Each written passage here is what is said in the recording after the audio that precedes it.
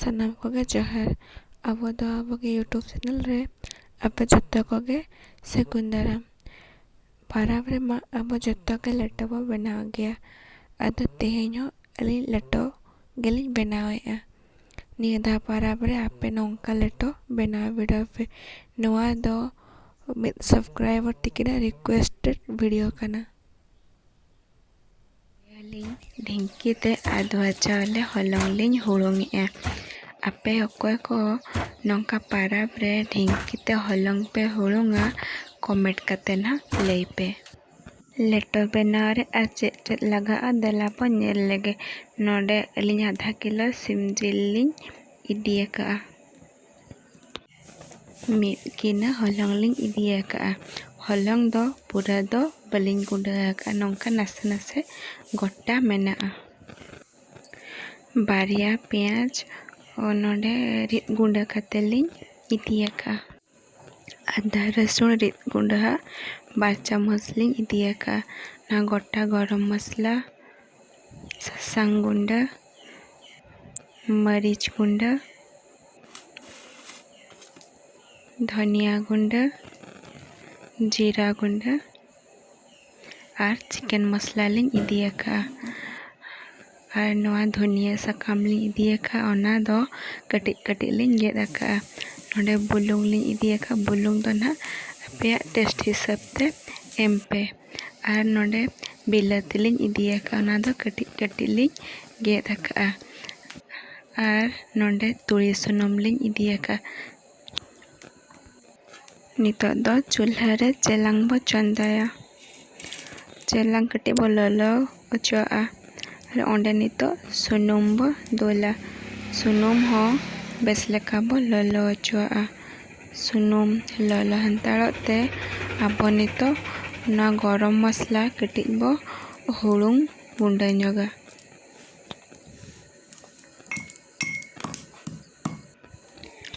नॉय सुनुम हो ललो इदिएना नितो दो ओना गोटा गरम मसला बो एमा ओना तायम ओना जहाँ रिद पेंयाज बो दोहो लेआ ओना बो एमा ओना पेंयाज दो एम कते बेस लेका बो घंटाया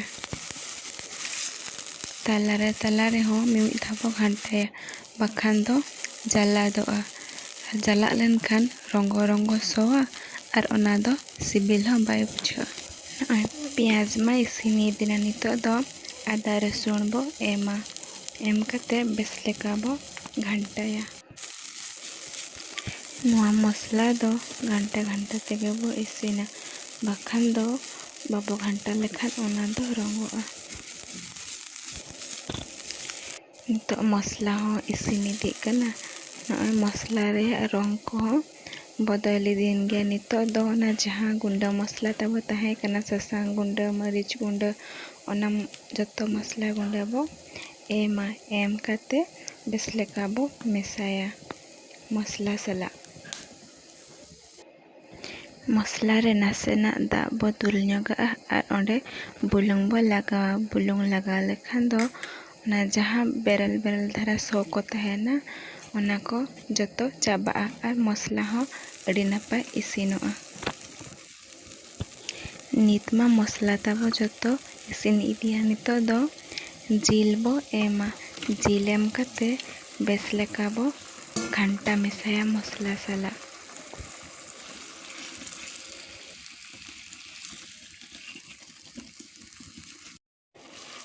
जिल और मसला बेस लेका बो मेसाया और कटिक बो आड़ा ñoगा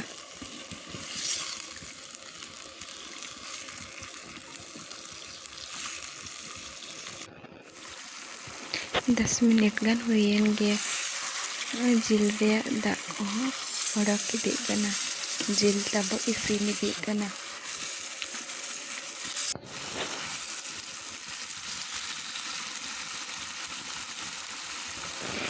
जिल रे दा नितो दा आंजो इदी कना नितो दो 5 मिनट गान बो तेन ñoगा 5 मिनट मा हुयेन गया नितो दो जिल बो घंटा ñoगा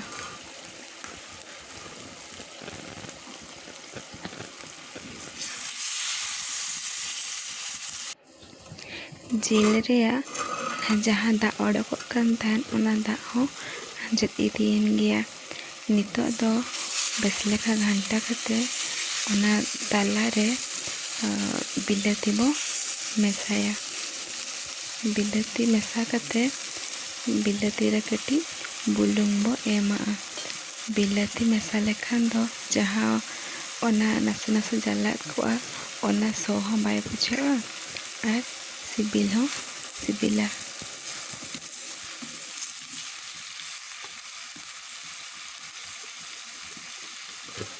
बिलाती इसिनोग लगिन 2 मिनिट गान बो हरब नुगा। 2 मिनिट मा हुयेन गया। नेलाबो बिलाती दो पूरा इसिना कना। नितो दो बेस लेखा बो घांटाया। बिलाती जिल मसला जहाँ मेना मिठेन घांटा मिसाया बो।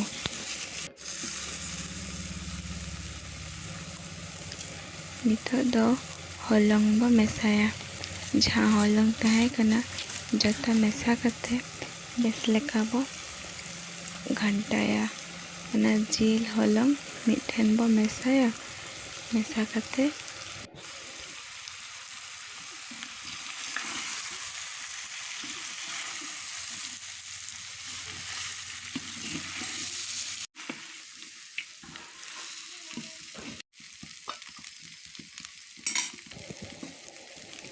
दाग बो दुलाआ।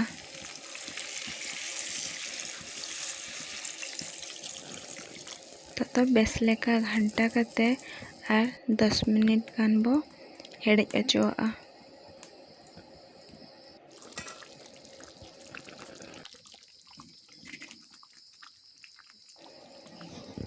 ताला रे मिमिद धाव घांटा हो बो घांटा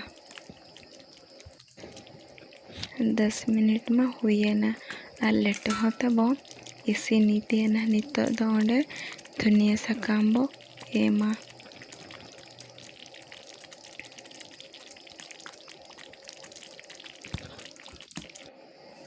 लेटो मा इसिनेना। लेटो दो उरकुम उरकुम धारा साजम साकाम फुड़ुग रे लू कते केटुब ते जम दो अड़ी सिबिल बुझाआ। आपे अकोय को केटुब ते लेटो पे जमा कमेंट कते ना ताबो ले। वीडियो चले लेका पे बुझा किया कमेंट कते ना ले पे और लाइक शेयर चैनल सब्सक्राइब तो अले पे हिलिना माते पे जोहार के अब तो अबगे।